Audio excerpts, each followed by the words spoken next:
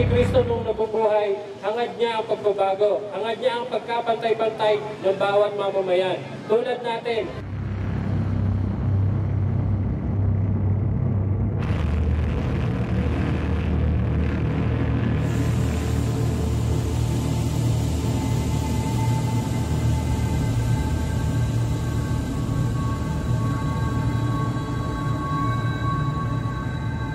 Gusto nating makamit kung ano ang dapat.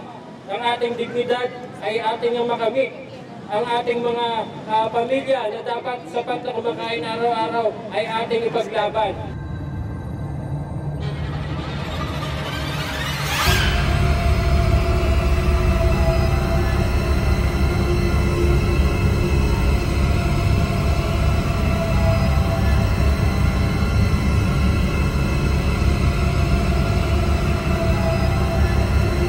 Ginagawa ngayon, nagsama-sama ang mga maralita upang sadula ang kanilang kasalukuyang kalagayan, ang paghihirap na tinawag naming Kalbaryo ng Maralita, tulad ng paghihirap ni Jesucristo hanggang siya ay ipako sa krus, ay nararanasan pa rin ng hanggang sa kasalukuyan ng mga maralita ang patuloy na kahirapan, patuloy na naghihirap ang ating mga kasamang maralita dahil sa kawalan ng hanap buhay, mga patayang serbisyo tulad ng kalusugan, edukasyon at kabuhayan.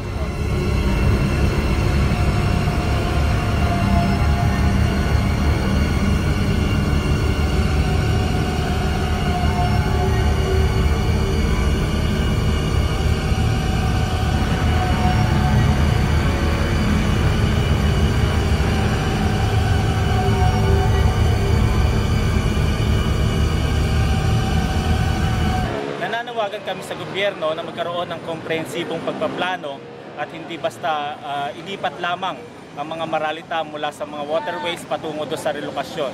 Komprehensibong plano na naglalaman ng kanilang pangangailangan upang sila ay magkaroon ng disenteng tirahan, sapat na pamumuhay at maayos na serbisyong panlipunan. Sa simbahan ay nananawagan kami ng patuloy na suporta sa mga maralita ng lungsod nang sa gayon ay magtulungan ang mga maralita at ang ating mga kasama sa simbahan para matugunan natin yung pangangailangan at may angat natin yung antas ng paninirahan, ng kabuhayan at ng kalagayan ng ating mga maralita ng lungsod.